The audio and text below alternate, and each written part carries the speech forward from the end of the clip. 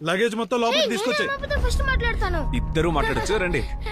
Hi sir. Hi hi madam. Hi నమస్కారం అండి.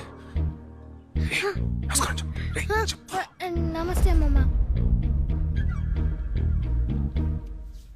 ఓ వీడేనా వాడు? ఇటండి, మీరిద్దరు వెళ్ళి అమ్మమ్మకు ముద్దు పెట్టండి సరే.